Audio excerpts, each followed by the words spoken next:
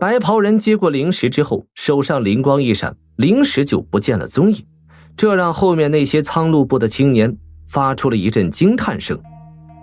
怎么，你们连储物袋都没有见过？大人莫怪，这些都是部落中的年轻人，没有和仙师接触过。原来是这样。白袍人有些恍然地点了点头，随后向那马车看了几眼，又有些犹豫起来。倒是老者以前经常接触过不少仙师，立刻醒悟，转手大声说道：你们几个人快将那个最好的马车给我腾出来，让韩仙师坐在马车上打坐休息，动作都给我麻利点。一听族长此言，原本正因为队伍中多出了一名仙师来，暗自欣喜的一些年轻人立刻如梦方醒，行动了起来，将一辆马车的货物全都卸了下来，然后分到了其余马车之上。白袍人倒也没客气，一等马车收拾完毕，就对着老者正色说道：有劳阁下费心了，我就在车上休息，若有事情在外面喊我一声就行，我已经辟谷，平常的时候无需来打搅我。这个自然，老夫知道仙师大人的忌讳。白袍人见此点了点头，当即大步向那马车走去，但是走了几步，突然转手对那还有些发怔的土蒙青年冷声说道：你刚才看见了我的面目了吧？我不希望此事传得到处都是，你好自为之。白袍人说完了这几句话后，人就不慌不忙地上了马车，并将布帘放了下去，遮住了众人的视线。图蒙脸色唰的一下苍白了起来，虽然白袍人已经进了马车，但连连摇头说不敢。好了，既然我们车队有了神师了，大家就可以放心赶路，全都上马，立刻出发。英山，你跟在仙师的那辆马车旁，仙师若有什么吩咐，及时去做，一定要伺候好仙师大人。老者大声地招呼众人再次上路，并对身旁的少女大有深意地说道。少女一听此言，知道这位长辈的用意，当即高兴地答应。所有人上马之后，立即向后面走去。其余的青年一边驱动车队前进，一边不停回首张望，小声地议论纷纷。以前部落中虽然也请过几位仙师，但都是处理完事情马上就走，他们根本没有机会见到，此刻如此近距离的接触，自然大感好奇。而在那辆车帘遮蔽的严严实实的马车内，白袍人正盘膝坐在车中，身形一动不动。韩小子，看了你刚才运功时的情形，把那名突兀人小家伙吓得不轻啊，也不知道以后会不会噩梦几天呢。前辈，你传授的五鬼锁神大法真的有效吗？我可不想未找到任何解除煞气的方法，就先变成一只杀戮的怪物。你放心好了，这种秘术虽然是我创立出来用来控制大眼诀走火入魔的功法，但对煞气同样有效。只是我还是要再提醒你一句，既然已经用煞气做引，引来五鬼附身，禁止可不光是你身上的煞气，可连你的修为也被封印了10之8九了。你现在的修为顶多也就是筑基中期左右水平而已，无法再妄动那些法力了，千万别忘了这点。这点不用前辈说我也知道，没想到煞气的反噬竟然比预期的快上这么多，而且势头凶猛，也远超你所说的。不是老夫预测有错，谁让你在煞气未除去之前和其他修仙者大打出手的，甚至还元气大伤，差点一命呜呼。煞气自然会提早反噬了。至于煞气凶猛，你也不看看你身上煞气都深到了何种程度了，自然反噬起来也远非常人可比的。要不是需要你去帮我炼制魁偶，老夫才懒得管你呢。这两人不用说，自然就是韩立和大眼神君了。现在已经是韩立离开落云宗大半年之后，当日离开天南，他直接进入了天蓝草原，在其小心谨慎掩饰修为和身份的情况下，开始倒是非常顺利，甚至还假扮一名自由身份的仙师，深入过多个突兀部落中。和一些突兀人修仙者交流过一些心得，一直安然无事。但是当横跨大半个草原，到了草原这边的南部时，则无端端的遇到了祸事。在一片远离突兀人部落的荒野之地，当他例行的一次放出所有的噬金虫，准备摧育其中最强壮的那一批时，竟然正好碰见了一名突兀人的元婴中期长老在追杀一只不知名的妖禽，而驱使的竟正好是一只成熟体的噬金虫。因为泥长草在随身携带的珊瑚上催熟非常方便，这么久如此做也一直是没有出什么事情。韩立一时大意，并未布置什么高洁的隐匿法阵，结果两者一和韩立与虫群遭遇后，结果可想而知。这位突兀高洁仙师一见到韩立头顶上密密麻麻上万噬金虫，差点惊骇的晕过去，当即也不管什么妖禽，立即开口就要韩立跟其走去见什么圣女去。这种情形韩立怎会答应，还立刻动了杀机。他当即一口气施展数种大神通出来，甚至连第二元婴都动用了，将对方肉身击得飞灰烟灭。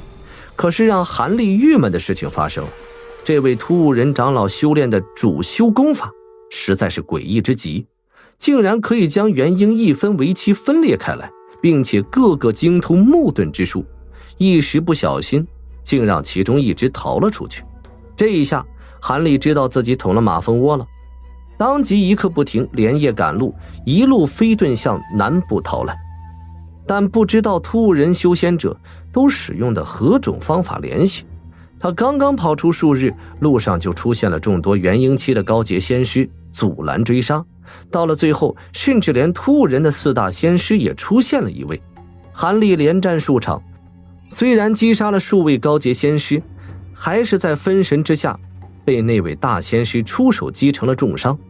要不是依靠万年灵液连续施展血影遁，恐怕小命就要交代于此。可虽然逃出了性命，并施展了一些小手段，暂时甩掉了追踪者，韩立却发现真正的麻烦才刚刚上身。不知是否因为几场元气大伤的大战，原本应该许久才会发作的煞气竟提早反噬。幸亏他神识强大，并剑机构造，才依靠秘术强行压制而下。这样一来，情形变得雪上加霜。无奈之下，他只能向这位大眼神君请教解救之法。大眼神君不愧活了万年的老怪物，马上就交给他五鬼锁神大法，说是可以暂时封印住煞气，但是使用后果实在严重之极。一身修为在寻觅到解除煞法之前，10之8九都要被封印在体内，否则妄动法力，煞气与五鬼同时反扑，那可真就是生死两难。韩立深知其中的厉害，得到了此法也是踌躇的不敢动用。但当他为了躲避追杀，飞行到此地时，煞气再次气汹汹地反噬起来，比上次还要凶猛厉害得多，凭借自身修为根本无法压制。情急之下，韩立只能降落在这灌木丛中，连防护阵法都未来得及布置，死马当活马医，施展了五鬼锁神大法。而当苍鹭部一行人到此时，韩立其实已经将大法施展到了最后阶段。而那位叫屠猛的青年分开灌木丛时，韩立的面孔正在幻化为五鬼之一的模样，正在收功而已。狰狞可怖的鬼脸自然将那青年吓得不轻，恐怕现在都还在以为那鬼脸就是韩立的真面目。想到这里，韩立不禁轻笑了2声。煞气虽然暂时控制住了，但修为被封印的如此之多，情形仍然好不到哪儿去。现在混进了这么个天蓝圣殿朝贡的队伍中还好，一时应该无事。你虽然被修为封印了，飞剑和古堡都无法驱使如意，但还有噬金虫和第二元婴可以用的，这2样东西可不受任何影响，足以应付普通修仙者。而离开落云宗前，你要不是将重新炼制成的元婴级魁偶留给你那位吕师兄，把那些结丹期的大部分都留给了那位侍妾，如今情况要好一些吧。机关魁偶可最适合你现在这种情况自保了。我这次离开天南，自己也不知何时才能重新返回，自然要为宗内和婉儿布置些后手。就算程师兄作画，有了那只元婴级傀儡相助，吕师兄应该能独自应付一些事情。再加上还有穆佩玲的几只巨龟傀儡相助，那就更加稳妥。否则我也无法安心到大晋的。你如此想，就不要埋怨什么危险了。韩立默然了一会儿，但过了一会儿后，神色一动，再次问道：这五鬼锁神大法施展后，就没有办法临时解除吗？这第二元婴和噬金虫对付结丹期对手，自然是毫无问题。但碰到了元婴级的对手，那就危险了。而现在到处寻找解除煞气的方法，也不知道要多久。临时解除，这对别人肯定不行，但你身上的天才地宝如此之多，倒不是不行的。不过付出的代价可是不轻啊。什么代价？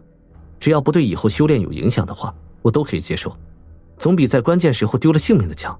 既然如此说了，那就简单了。